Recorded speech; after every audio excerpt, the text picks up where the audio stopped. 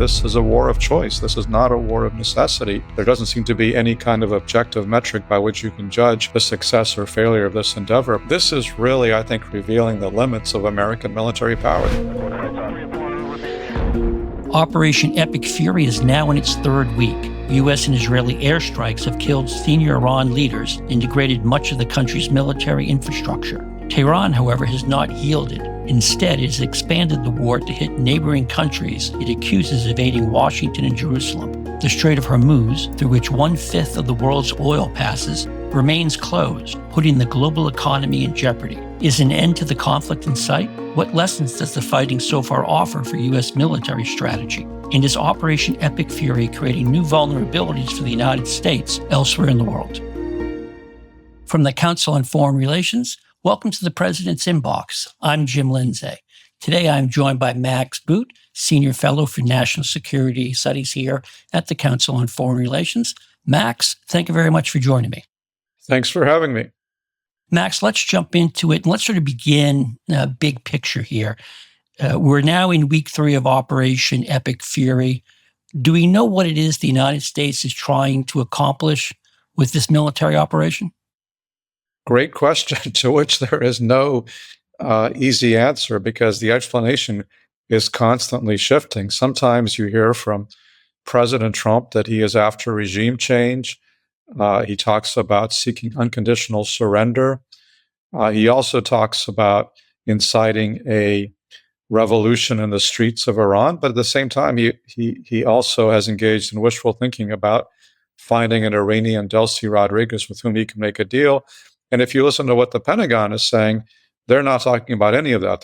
Their focus seems to be exclusively on degrading Iran's military capabilities so that whatever regime it has, it presents less of a threat to its neighbors. So, you know, the objective of this operation is kind of a moving target, which is why President Trump said last week that he would know in his gut when it's over, because there doesn't seem to be any kind of objective metric by which you can judge the success or failure of this endeavor. But I think right now, given the way the war has gone, another crucial aspect of quote unquote winning this war is reopening the Strait of Hormuz. And it's far from clear that we have any strategy for doing that. Max, does it matter that the United States hasn't articulated a clear goal in the war? I've been to a lot of, dialogues about military strategy, and one of the messages, begin with the end in mind. Know what you're trying to accomplish so you can right-size the mission and you can assess how things are proceeding. But again, as you suggested, that's not the approach that President Trump takes. Does it matter in terms of how combat is playing out? I think it does matter because you have to tell the military what it is they're trying to achieve. And it's very hard to arrive at a destination if you don't know what that destination is. But I think this is very much in keeping with President Trump's kind of improvisational deal-making approach to everything. He doesn't set out clear boundaries. He doesn't chart out fixed objectives. He's always kind of in deal-making mode. And I think from his perspective, the advantage of this is almost anything that happens, he can claim it's a huge victory because it's not clear what he was actually trying to achieve. But I think, the way the world will look at this objectively is if Iran still retains nearly 1,000 pounds of highly enriched uranium, if Iran still has a very hostile clerical regime in power, and if Iran has shown an ability to close the Strait of Hormuz at will, none of that is going to look very much like a victory for the U.S., however hard Trump tries to spin it. I want to come back to the big picture later in our conversation. But right now, Max, if we could, let's drill down on the tactical aspect of this war. How would you assess what you know of U.S. military operations so far? What have they sought to do and how successful have they been? As expected, I think this war has been a showcase for the effectiveness of U.S. and Israeli precision targeting technology. I mean, there is nobody in the world that is as good as the U.S. Armed Forces at putting warheads on foreheads, as they like to say in the Pentagon. And of course, this war began with an Israeli airstrike that killed Ayatollah Khamenei, the supreme leader of Iran, and a bunch of other Iranian leaders. And then, of course, it's followed up with weeks of bombing. On Friday, I think Pete Hegseth said that they had hit over 15,000 targets between the U.S. and Israel, heavily degrading the Iranian military forces, their naval forces, their security forces, their ballistic missile forces, now going after missile production sites. So, from a very purely narrow, sort of tactical military perspective, I think the war has been very successful. I think the difficulty lies in trying to translate those very narrow tactical military gains into some kind of larger strategic outcome. And it's far from clear that the administration has any roadmap for how to get from here to there. Max, as we talk about U.S. airstrikes and Israeli airstrikes, do we have a sense of how the two countries have divvied up operations? Are they hitting the same targets? Have they carved out essentially exclusive target sets? You do one thing, we'll do another, whether because of particular expertise or interest? It's not clear to me. I don't think they've been very transparent about the division of responsibility, although it does seem like the Israelis have focused more on regime leadership targets. Note that it was an Israeli airstrike that took out Ayatollah Khamenei, not a U.S. airstrike, whereas the U.S. seems to be more narrowly focused on Iranian military capabilities. It seems like the Israelis are targeting more the political leadership and perhaps the security forces. And it's hard to generalize. It's hard to know what's really going on in the conversations between Netanyahu and Trump and between the Israeli generals and the American generals. But it does seem like the Israelis are more focused on regime change, whereas the U.S. military is more focused on degrading the military capabilities of the existing regime. How would you assess the Iranian response, Max? They clearly haven't limited themselves to attacking U.S. and Israeli targets. They've essentially expanded horizontally. I believe it's now 9 countries that have been hit with either Iranian ballistic missiles or drones. So, what are the Iranians trying to do by expanding the war in that way? Well, the Iranians know that they're much too weak militarily to go toe to toe with the United States or Israel. And so instead of engaging in a conventional military battle, what they're trying to do is to expand the battlefield in order to inflict pain on the US and its regional allies and to increase the cost economically from waging this conflict. And I think they've actually been pretty successful in achieving those objectives, despite all of the Pentagon claims about how they managed to decrease Iranian missile and drone launches. That's true, but Iran is still able to launch drones and missiles, and it's still wreaking havoc in the Gulf, and in particularly in the Strait of Hormuz, where they basically managed to close it to traffic that they don't approve of. They're able to get their own oil out, get oil to China, but everybody else has basically been blockaded. And it doesn't take much to do that because it's such a narrow waterway. So very few drones, very few missiles are wreaking havoc. And you're seeing the price of oil skyrocket, flirting with $100 a barrel this weekend. You're seeing major uncertainty in the U.S. Stock market. So I think the Iranians are making their point that they're able to inflict damage and to raise the cost of this war. And I think, therefore, they're really the economic pressure.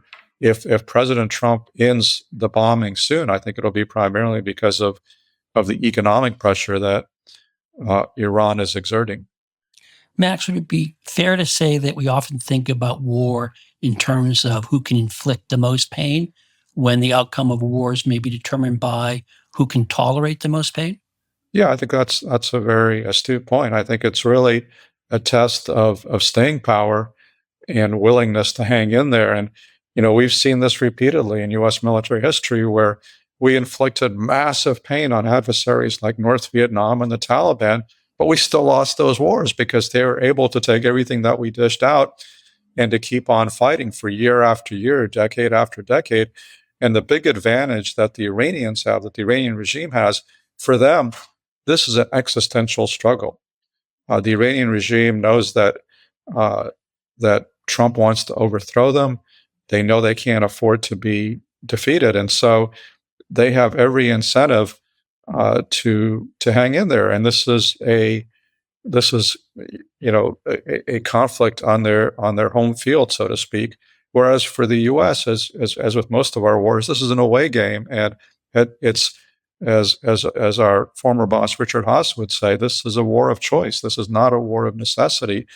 I don't think there was any necessity for Trump to launch this war, and now I think the major necessity for the U.S. is to figure out an exit strategy. So it's clear that the Iranians have greater pain tolerance than the U.S., and it's clear that they have greater staying power. That doesn't necessarily mean they're going to prevail, but I think those are the important advantages that tend to get ignored if we only look at war as a targeting exercise. So, Max, I want to go back to this question of the Strait of Hormuz, because people have been talking about the Iranian ability to close down the Strait of Hormuz for 4 decades now. So this could not have been a surprise to the U.S. military, certainly not to the United States Navy. As you've noted, the American operations so far have significantly degraded Iran's ballistic missile capabilities, its drone strikes, yet Iran is still able to shut down the Strait of Hormuz. Why is that the case? Why isn't, for example, the United States Navy sending in minesweepers or larger naval vessels to provide escorts and to attack anyone who seeks to attack shipping?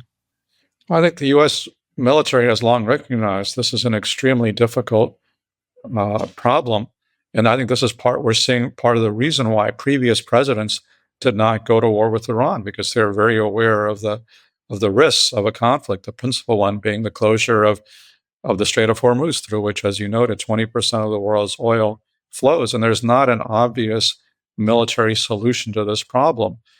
The last time we tried escorting tankers through the Gulf was during the Iran-Iraq War in the 1980s, and at that point, we had one U.S. warship heavily damaged by an Iranian mine, another one heavily damaged by an Iraqi Exocet missile. And since then, what's happened is that the U.S. Navy has gotten much smaller, and the Iranians have added many new capabilities for shutting down the strait, including drones that they didn't have in the 1980s. They've expanded their missile arsenal. They even have sea drones, similar to the kind that the Ukrainians used in the Black Sea. And fundamentally, what doesn't change over the years is the geography of the Persian Gulf, because the Strait of Hormuz is about 20 to 30 miles wide at its narrowest point. And so that becomes very dangerous waters for any naval force trying to operate in there, because if the Iranians are launching missiles or drones, or they also have mining capabilities, you have very little warning time, very little time to react, and perhaps not enough time to activate defensive systems. And the other problem that the U.S. Navy is confronting is that it's just so small. It's much smaller than it was in the 1980s when we had a Navy around 500 ships. It's much smaller than that today. And they just don't have a lot of destroyers sitting around available for escort duty. If you were using destroyers for escort duty, you'd be pulling them off other assignments, including being part of these aircraft carrier strike groups that are operating in the region as well. And by the way, just a few months ago, the dedicated minesweepers that the U.S. had stationed in the Persian Gulf for decades were sent home to Philadelphia to be scrapped for iron. And so we don't have dedicated minesweepers in the Persian Gulf either, as we used to have. So this is really, I think, revealing the limits of American military power. There's a lot of things we do very well, like, bombing targets in Iran, but in terms of actually trying to reopen the Strait of Hormuz, the Navy is clearly shying away from that mission, which is why you have President Trump imploring U.S. allies and even adversaries like China to come in and do the job for us. Do you think other countries are going to send their navies into harm's way for a war the United States started? I think the question sort of answers itself, and it's obviously the answer is no.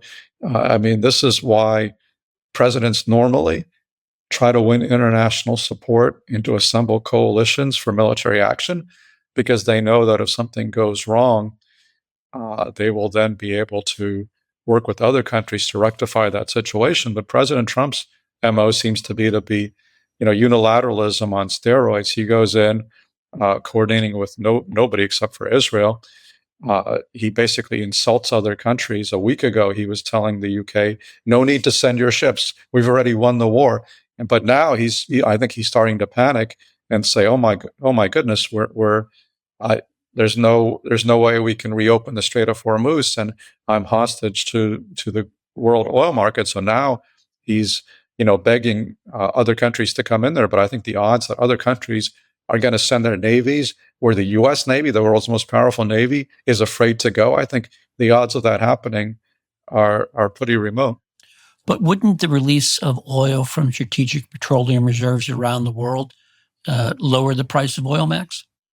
They did do a release about a week ago. I don't think it's had a massive impact, because I think the volumes you're talking about from the strategic oil reserves are pretty paltry compared to the amount of oil that's not coming out of the Strait of Hormuz right now.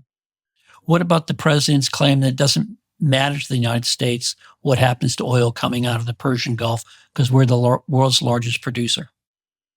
I think we're seeing the limits of that theory being tested right now.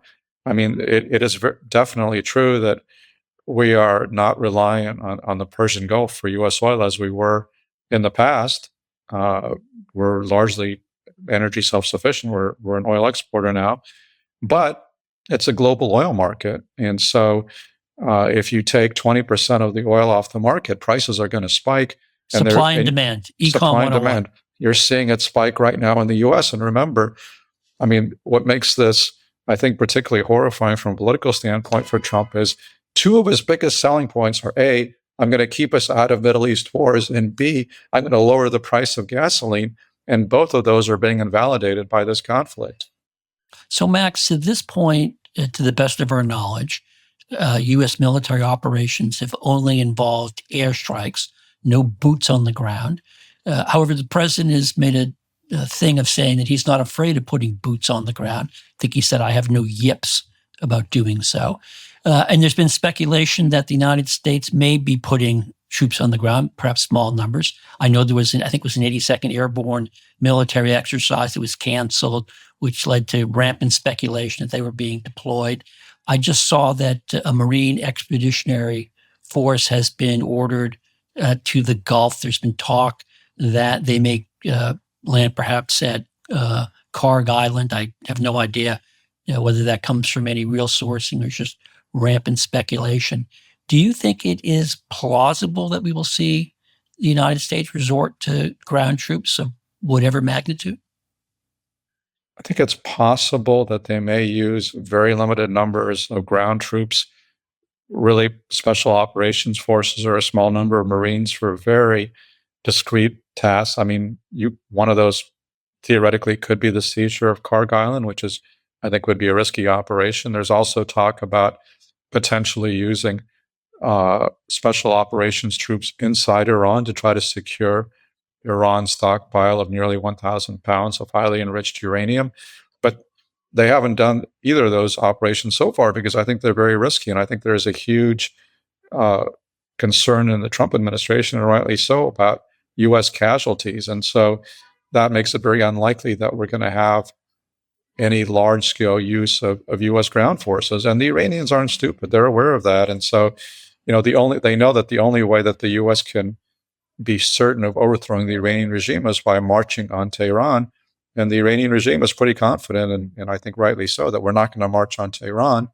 We're not even going to, in the context of the Strait of Hormuz, one of the ways you could potentially try to open the Strait of Hormuz would be to send U.S. troops to occupy the Iranian shoreline to prevent them from, deploying drones or mines or what have you. But even that, I think, is somewhat far-fetched, because anytime you put a substantial number of ground troops into Iran, you're running the substantial risk of serious casualties. And remember, the Iranians are masters of guerrilla warfare. They masterminded years of hit-and-run attacks against Israeli forces in Lebanon, against U.S. forces in Iraq. So they know how to do this, and they know how to inflict casualties. And I would say that the two major pain points for the U.S. are, one, economic turmoil, oil prices, and two is casualties, losing troops in action. I think the Iranians are aware of that, and so I don't see much prospect that President Trump is going to use a lot of ground forces. And I think the limited numbers of ground forces he might use are probably not going to make a massive difference to the outcome of this conflict. So, Max, one of the things the war has put a spotlight on is on drones. And I have to say, I've been a bit surprised at the U.S. military's reaction because several days into the war, the Pentagon suddenly took a great deal of interest in drone warfare and what the Ukrainians had learned in their 4 years of both waging drone warfare and being the victim of drone warfare. Help me understand why it is that the U.S. military wasn't already drawing on Kyiv's expertise from the get-go, as opposed to waiting until after they discovered they had a problem that every military publication I can think of has spent a lot of time talking about. Great question, to which there's no great answer. It's especially puzzling because so many of the drones that have been used to attack Ukraine are Shahed drones that were designed by Iran, now being built in Russia. And it's precisely the same Shahed drones which are now being deployed against U.S. bases, embassies, against civilian infrastructure in the Persian Gulf region. So, why weren't we better prepared for that? I don't think there's a great question. I think these kinds of surprises often happen in war, and you find that you prepare for one kind of conflict and you actually wind up waging another. And I think for the U.S. forces and their allies in the Gulf, they found themselves on the wrong side of a cost curve here because, if you're using, Patriot missiles to take down Shaheds, $3 million apiece. 3 million, yeah, 3 million apiece, and the Shaheds are probably $25,000 to $50,000. So that's not something you can do for long, and so you need much cheaper air defenses to deal with these drone swarms, and that's something that the Ukrainians have developed, and it's only very belatedly that the U.S. military and the Gulf states are starting to tap into that Ukrainian expertise. And I'll note the Ukrainians have been very willing all along to share their technology. My understanding is that in the aftermath of the rather unfortunate Oval Office conversation between President Trump and President Zelensky, that Ukraine offered the United States access to its anti-drone technology, and the United States, I'm not sure whether it was the White House or the Pentagon, turned it down. Yeah, this is, another study in American hubris, which has been sort of a recurring feature of American military and foreign policy for more than a century, ever since we've been a great power. There's kind of a tendency in the halls of the U.S. government to think we're the biggest, baddest kid on the block, and we don't have anything to learn from anybody else. And that's an illusion of which we have been repeatedly disabused in war after war. Though we seem to be slow learners on that score, Max. It does seem maybe like bright it. students, but slow learners. Yes.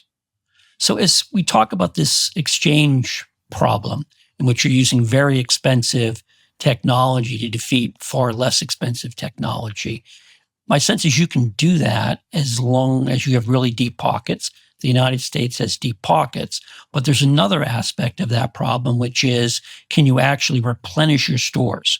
And my sense is that when we're talking about these high-tech interceptors, the defense industrial base in the United States simply can't meet the demand. I've seen that the United States went through something like 800 Patriot interceptors in the first 2 weeks of the war. And to put that in perspective, as I understand it, in 2025, the U.S. defense industrial base produced for all countries that purchased them just around 600 Patriot missiles. Help me understand again why we're in this situation relying on a technology that clearly you could deplete quite quickly. This is another huge U.S. vulnerability, which is once again being revealed, which is our lack of magazine depth, our lack of munitions. And this is a byproduct of the downsizing of the defense industrial base after the end of the Cold War. And there have been attempts to increase production in the last few years, especially since the onset of the Ukraine war in 2022, showed how quickly nations burn through munitions in a conflict these days. But it's a very, very slow process because these are, the guided missiles that we use are very high-tech products, and we just don't have the capacity to ramp up production very quickly. I think we are starting to ramp up production, but it's a multi-year process.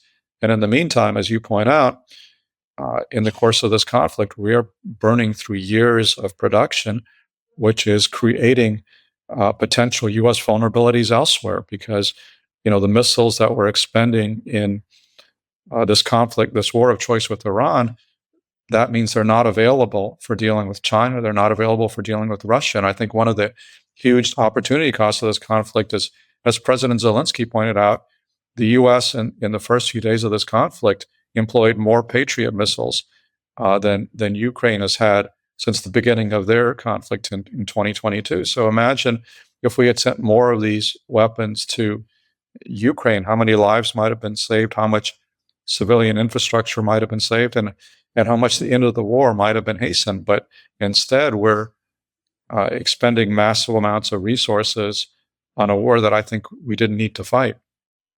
On this issue of sort of expending Patriot missiles in particular, the Pentagon released a report, I think it was last July, which said that the Department of Defense only had 25% of the Patriot missiles that it said it needed. And of course, since then, we've had a rapid drawdown in Patriot missiles. So I assume our overall stocks are even lower in terms of what we think is ideal than it was just 3 weeks ago. But I want you to sort of spell out for me, Max, where you think the greatest vulnerabilities may now be for the U.S. military. Because my understanding is it's not just that we are taking weapon stocks from bases around the world to apply here in the war against Iran, but that we're also asking for a drawing on stocks held by our allies. My sense is, for example, in South Korea, they're a bit unnerved that we may be creating a vulnerability for South Korea facing a nuclear-armed North Korea by the way this war is going and how the United States is, in essence, scavenging for munitions around the world. Yeah, I think this is something that General Dan Kane, the chairman of the Joint Chiefs, tried to warn about right before the war started. There were a bunch of news leaks about Pentagon briefings about how a conflict with Iran would dangerously draw down U.S. weapon stockpiles, and I think we're seeing that come to pass. The Pentagon, for example, just moved a THAAD battery, which is one of the most powerful missile defense systems we have. They just moved a THAAD battery from South Korea to the Middle East, leaving South Korea more vulnerable. And I think this is a major concern, especially with Taiwan, because that's a contingency where the U.S. needs to be ready at all times. And it's not clear what our level of readiness is, even before the Iran war. A few years ago, the Center for Strategic and International Studies did some war games where they found that after about a week of high-intensity conflict with China, the U.S. was running low on guided munitions, on its most advanced missiles. And that was before all this Iran stuff started. We already had pretty limited stockpiles and probably insufficient to wage a conflict against a major adversary like China. All those problems are now being exacerbated by the conflict with Iran. And so, if you think that weakness is provocative, we are definitely right now provoking China. And I would note, Max, that the Pentagon would say right now we're using many fewer of the very expensive interceptors, whether THAAD or Patriot, to go after Iran because we have so degraded Iran's military capabilities. We can now use less sophisticated, less advanced ways of shooting down missiles and also shooting down drones. But I take your point that it's going to take a long time to rebuild those stocks. And again, how that ripples across the globe, I'm not quite sure. But Are there any sort of broad lessons you draw from the fighting for how the United States should be thinking about its national security strategy going forward? And I say that against the backdrop of, I have to assume that very smart people in Beijing, very smart people in Moscow, and in Pyongyang and elsewhere are trying to draw lessons from this fighting and what it means about both what the United States military can do, but also how the American political system operates. Do you have any sense of what those lessons might be? I mean, I think one obvious lesson will be in our favor, which is simply the potency of U.S. air power and our ability to generate tremendous intelligence and to act upon it. I think that to some extent could have a deterrent effect, but on future adversaries. But some of the weaknesses that we're talking about, including the U.S. lack of magazine depth, the U.S. lack of preparation for asymmetric warfare, in particular for drone warfare, these are all takeaways that adversaries like China and Russia are going to, go to town on. They're gonna try to exploit those to the greatest extent possible, and keeping in mind that Iran is a second or third rate military power that's already been severely degraded by the June war last year. Fighting an adversary like China is going to be a whole different order of magnitude. But I think my big takeaway from this is to basically, confirm the lesson that we've seen repeatedly played out since the end of the Cold War, which is simply the difficulty of translating U.S. tactical military success into long-term strategic or political success. And, I think there's been a tendency on the part of this administration, in particular Donald Trump and Pete Hegseth, to blame the U.S. military for those failures, to blame, so-called woke generals. And it wouldn't surprise me, by the way, to see a backlash from this administration against the military after the Iran war, where a lot of things have gone wrong. But fundamentally, I don't think it's a U.S. military problem. It's a U.S. political problem, where administration after administration gives the military objectives that cannot really be achieved by military force, like transforming Iraq, transforming Afghanistan, trying to do regime change from the era in Iran. And every time we fall short, there are recriminations and second guessing. For me, the big takeaway as somebody who supported the Iraq war and regrets doing so is we should really only go to war if we have to. We should not go to war because we feel like it. We should only go to war when we need to. And I think we should be much more cautious in the exercise of military force, especially in such a major conflict. And I think, President Trump has been as reckless and trigger happy, or perhaps even more so than many of his predecessors. And I think now we're struggling to find a strategy to get out of this war, because it's always much easier to get into a conflict than to get out of it. That does seem to be one overarching lesson that we're taught time and time again, Max. On that note, I'll close up this episode of The President's Inbox. My guest has been Max Boot, Senior Fellow for National Security Studies here at the Council on Foreign Relations. Max, thank you for joining me. Thanks for having me. Today's episode was produced by Justin Schuster with Director of Video Jeremy Sherlick and Director of Podcasting Gabrielle Sierra. Molly McEnany was our recording engineer.